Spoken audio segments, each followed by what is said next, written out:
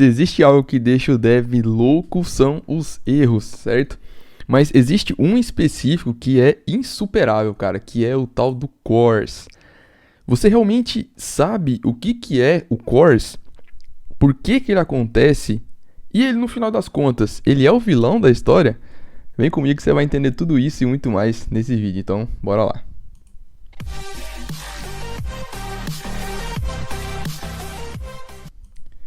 Fala galera, beleza? Júnior Alves aqui. Bom, hoje mais um vídeo aqui um pouco mais fundamental, certo? Então é muito importante a gente entender o que o core significa, tá? Então, essa é uma tentativa minha aqui do canal de trazer sempre conteúdos não só apenas de código, certo? Mas de conceitos, de entendimentos gerais que eu julgo muito importantes, beleza? Então vamos lá. O que é o CORS, né? Antes de mais nada, né? Então, o CORS basicamente ele significa, né? Cross Origin Resource Sharing, tá? Por quê? Como que acontece por default, tá? Quando você faz uma requisição HTTP do seu cliente para o seu servidor, tá? De um cliente para o servidor. Por default, a gente tem essa política, né? Essa Semi-Origin Policy, tá? O que acontece?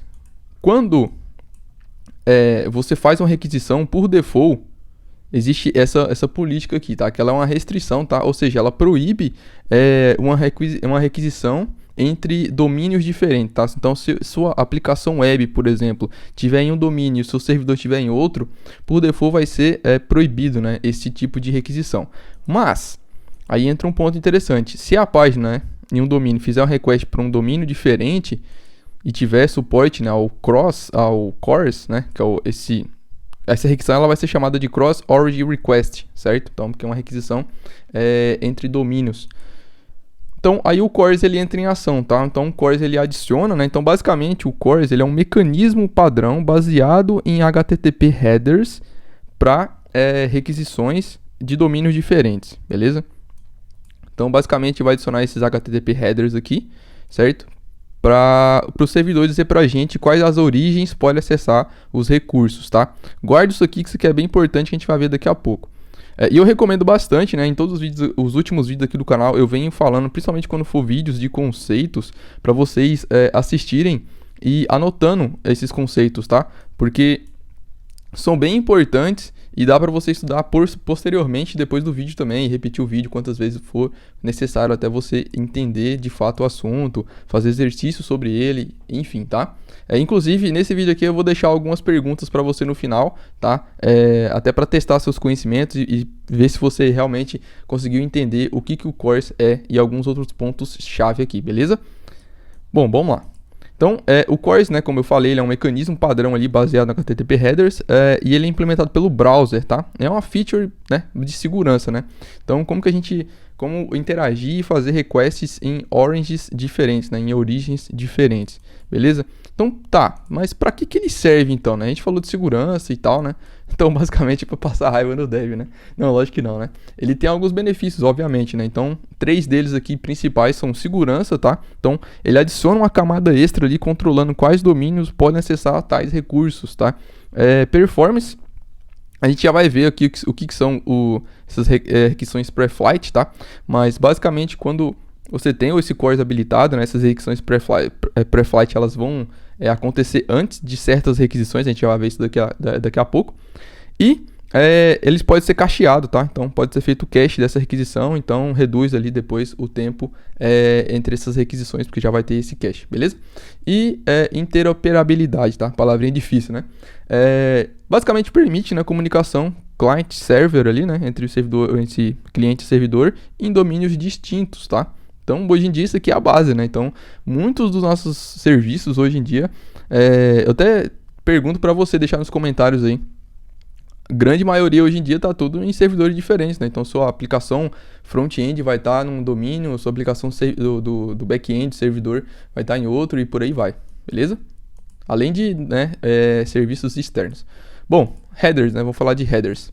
Então, basicamente aqui vai envolver, obviamente, um cliente-servidor, certo? Então, o cliente ali, ele vai enviar ali o origin, né, da onde que está partindo, vai enviar esse access control, allow methods e o headers, tá? Esse headers aqui, ele é opcional, tá? É quando tem algum header customizado, algo assim, tá? Servidor. Aqui que é o ponto importante, tá? Então a gente tem esse access control allow orange, o methods e o age, né? O max age. Esse max age, né? Para você que já provavelmente trabalhou com isso ou, né, já trabalhou com cache, você sabe que isso aqui é utilizado para fazer esse cache, tá? Esses métodos aqui, basicamente, né, o próprio nome acho que já deixa bem claro, são os métodos que são permitidos para aquela requisição, tá? Para aquele dado recurso, os métodos que são permitidos. A origin é a origem que foi permitida, que isso aqui é na requisição devolvendo do servidor, certo? É na response, na resposta do servidor. Aqui o origin. E aí, provavelmente, né, você que já mexeu com back-end, provavelmente em algum momento você já passou esse asterisco aqui, né,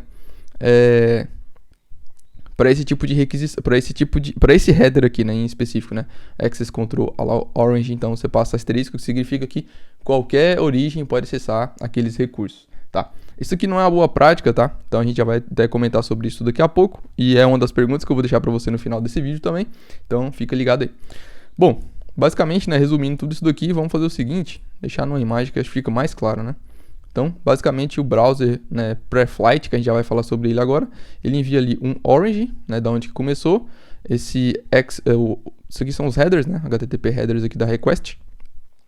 Então, tem o access control request headers, access control request method, né, o get, por exemplo aqui, né, que é o método get, header authorization, e aí o servidor ele vai responder pra gente se tudo der certo, né? Então se a requisição pré-flight ela for bem sucedida, ele vai devolver a origem que foi permitida, os headers ali, os custom headers, os métodos, né, para aquela requisição e o tempo aqui de expiração, beleza?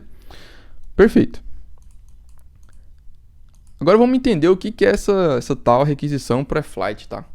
Então vamos lá. Essa requisição pré-flight é obviamente uma requisição CORS, certo? E ela serve para checar se essa origem ela pode acessar esse recurso, tá? Para deixar bem claro, para deixar bem fácil aqui, cara, isso aqui é incrível, porque é basicamente isso. É como se você fosse visitar alguém e aí você liga para casa da pessoa para saber se a pessoa tá lá primeiro antes de você sair, certo? Então, para ver se você tem autorização, para poder entrar ou algo assim, beleza? Então, dá para criar essa analogia que eu acho bem interessante, tá?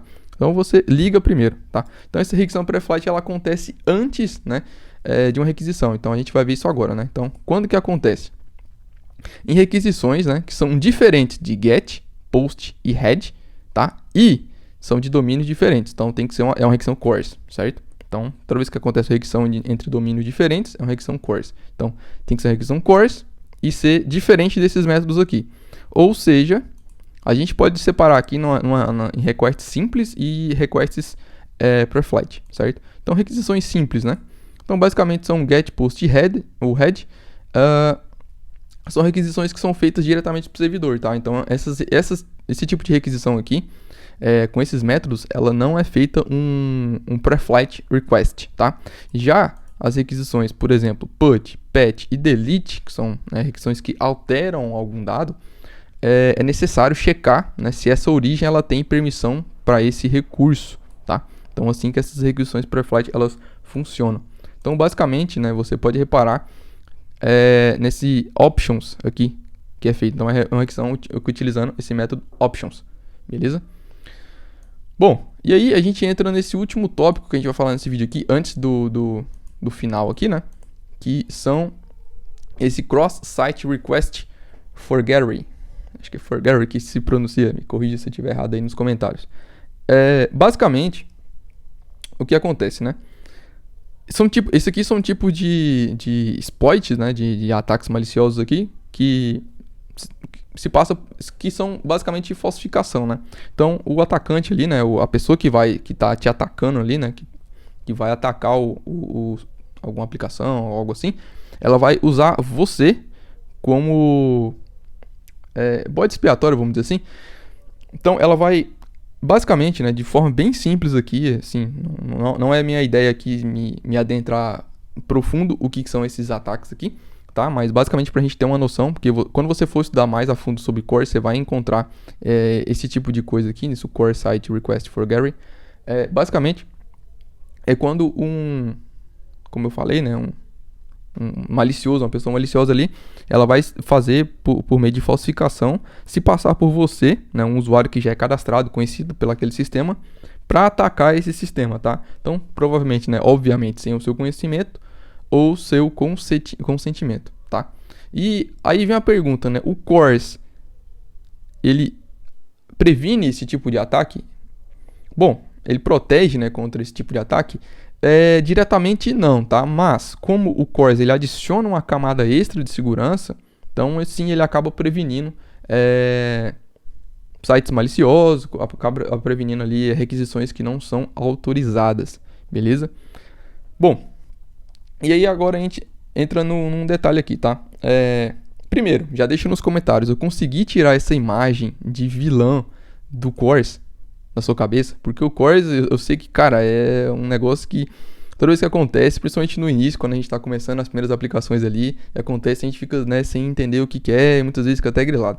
Então, deixa aí nos comentários se eu conseguir tirar um pouco dessa visão de que o CORS é o vilão, tá? Na verdade, o CORS ele vem para resolver e adicionar essa camada de segurança extra, né? Porque se não tivesse o CORS, seria bem mais, diria, complicado da gente fazer esse tipo de comunicação entre domínios diferentes, tá? Então, na verdade, ele não é o vilão, né? Ele é a pessoa... Ele é a pessoa não, né? Ele é o recurso ali que permite a gente fazer esse tipo de requisição hoje em dia, tá? Bom, e com segurança, né? Mais importante. Tá. Agora, eu quero ver com você o seguinte. Deixa nos comentários aí as seguintes... Vou te fazer as seguintes perguntas, tá? 3 perguntas. Qual que é o propósito do CORS, tá? Então, pergunta número 1, qual o propósito do CORS? Pergunta número 2, como requisição CORS pre-flight ela funciona, tá? E quais são as boas práticas, pergunta 3, quais as boas práticas para configurar o CORS no seu servidor, tá? Deixa nos comentários aí as suas respostas, tá? E se eu, né, como eu falei, se eu conseguir tirar essa figura de vilã aí do CORS. E não esqueça, né, de responder as perguntas nos comentários. Se inscreve aí, ativa as notificações para você não perder mais nenhum vídeo. Eu tô querendo trazer mais vídeos sobre conteúdos assim aqui pro canal e não só apenas código. Então, eu sei que vídeos de conceitos acabam não tendo tanto impacto como vídeos mais práticos com código, mas ainda assim eu considero muito importantes pra gente entender outros conceitos também, beleza? Então, deixa nos comentários se você curtiu esse vídeo. Se você curtiu, cara, compartilha. Cara, comenta, isso ajuda demais o YouTube a entender que esse conteúdo aqui é relevante e continuar entregando para várias outras pessoas, beleza? Então é isso, galera. Valeu, falou, grande abraço e até a próxima.